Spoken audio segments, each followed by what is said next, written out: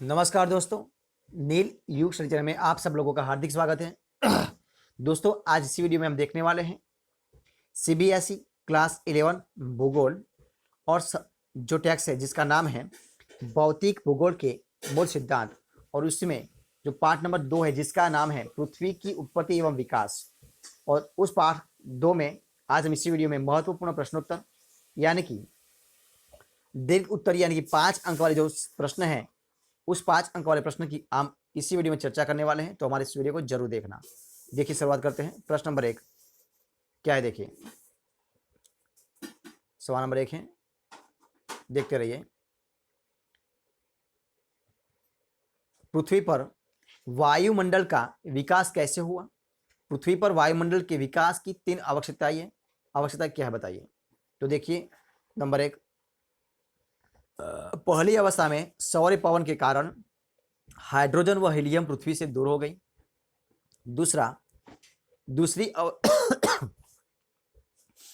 अवस्था में पृथ्वी के ठंडा होने व विभेदन के दौरान पृथ्वी के अंदर के बहुत सी गैस व जलवाष्प बाहर निकली, जिसमें जलवाष्प नाइट्रोजन, कार्बन डाइऑक्साइड, मीथेन व अमोनिया अधिक मात्रा में निकली, किंतु स्वतंत्र ऑक्सीजन बहुत कम थी। ऑप्शन नंबर 3, तीसरी अवस्था में पृथ्वी पर लगातार ज्वालामुखी विस्फोट हो रहे थे, जिसके कारण वाष्प एवं गैसें बढ़ रही थी। यह जल वाष्प संघनित होकर वर्षा के रूप में परिवर्तित हुई, जिससे पृथ्वी पर महासागर बने एवं उनमें जीवन विकसित हुआ। जीवन विकसित होने के पश्चात संश्लेषण की प्रक्रिया तीव्र हुई एवं पृथ्वी के वायुमंडल में ऑक्सीजन की अधिकता हुई। अब देखिए सवाल नंबर 2, पृथ्वी की उत्पत्ति से संबंधित प्रारंभिक संकल्पनाओं को स्पष्ट कीजिए। तो देखिए उनका आंसर ऑप्शन नंबर 1 है निहारिका परिकल्पना। तो इस परिकल्पना के जनक इमैनुअल कांट थे। कौन थे? Immanuel Kant. इसके अनुसार गैस एवं अन्य पदार्थों के घूमते हुए बादल से ग्रहों की उत्पत्ति हुई। दूसरा पॉइंट क्या है? लाप्सेस। लाप्सेस ने इस परिकल्पना में सुधार करते हुए कहा कि घूमती हुई नेबुला के कोणीय संवेग बढ़ जाने से नेबुल संकुचित हो गई और उसका बाहरी भाग छलों के रूप में बाहर निकला, जो बाद में ग्रहों में परिवर्तित हो गया। तीसरा, चैम्बरलेन एवं मोल्टन के अनुसार सूर्य के पास से एक अन्य तारा तीव्र गति से गुजरा, जिसके गुरुत्वाकर्षीय बल के कारण सूर्य की सतह से सिगार के आकार का एक टुकड़ा अलग हो गया। कालांतर में उसी टुकड़े से ग्रहों का निर्माण हो गया। अब देखिए सवाल नंबर 3, ग्रहों के निर्माण की प्रमुख अवस्थाएं क्या है?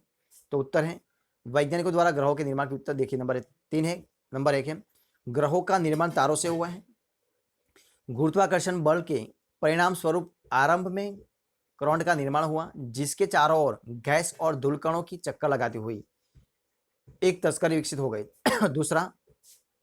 दूसरी अवस्था में गैसीय बादल के संघनन के कारण क्रोड के आसपास का पदार्थ छोटे गोलाकार पिंडों के रूप में विकसित हो गया, जिन्हें ग्रहाणु कहा गया।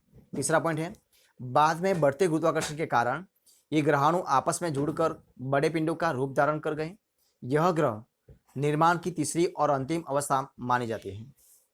अब देखिए सवाल नंबर 4, पृथ्वी की उत्पत्ति से संबंधित आरंभिक सिद्धांत कौन से थे? बतलाइए। तो पृथ्वी की उत्पत्ति से संबंधित आरंभिक सिद्धांत 18वीं सदी के उत्तरार्ध में सामने आने शुरू हुई, किंतु सभी विचार कल्पना की श्रेणी में आते हैं। सिद्धांत की श्रेणी यह देखिए कौन सी है? तो देखिए नंबर 1 वैज्ञानिक संकल्पनाएं और ये वर्ष है।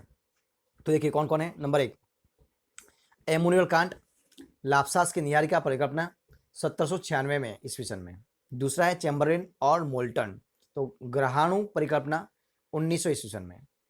तीसरा है ओटो श्मिड व कार्ल मार्क वाइजास्कर संशोधित निहारिका परिकल्पना, तो 1950 में। अब देखिए सवाल नंबर 5, पृथ्वी के भूवैज्ञानिक कालक्रम को किस प्रकार विभाजित किया गया, समझाइए। तो देखिए उसका उत्तर क्या है। नंबर 1 ईयान, दूसरा महाकल्प, तीसरा कल्प और चौथा युग। ईयान सबसे बड़ी और युग सबसे छोटी अवधि है। पृथ्वी की उत्पत्ति से अब तक पृथ्वी के भूभाग इतिहास को 4 यान में विभक्त किया गया है। वर्तमान यान रोजिक यान कहलाता है। इस यान को 3 महाकल्प में बांटा गया है। नंबर 1 पुराजीवी महाकल्प, दूसरा है मध्यजीवी महाकल्प और तीसरा है नवजीवी महाकल्प। उस महाकल्पों को कल्पों में तथा कल्पों को और छोटी अवधि युगों में विभक्त किया गया है। छठा पॉइंट है तृतीय कल्प का विभाजन युगों में कीजिए तथा उनकी अवधि बतलाइए। तो देखिए युग और अवधि, तो पुरातन युग तो 5.7 से करोड़ से 6.5 करोड़ वर्ष पूर्वे। आदि नूतन युग तो 3.7 करोड़ से 5.7 करोड़ वर्ष पूर्वे। अधिनूतन युग तो 2.4 लाख से 2.4 करोड़ वर्ष पूर्वे। अल्प नूतन तो 50 लाख से 2.4 करोड़ वर्ष पूर्वे। और अधिनूतन युग तो 20 लाख से 50 लाख वर्ष पूर्वे। तो दोस्तों ये थे हमारे आज के सारे क्वेश्चन। तो दोस्तों अगर आपको मेरा इस वीडियो अच्छा लगा हो तो उनको लाइक कीजिए, कमेंट कीजिए, आपके दोस्तों में शेयर कीजिए। और लास्ट में अब तक आपने हमारे चैनल को सब्सक्राइब नहीं किया तो उनको सब्सक्राइब करना मत भूलें। हमारे इस वीडियो को फर्स्ट से अंत तक देखने के लिए आप सब लोगों का बहुत बहुत धन्यवाद।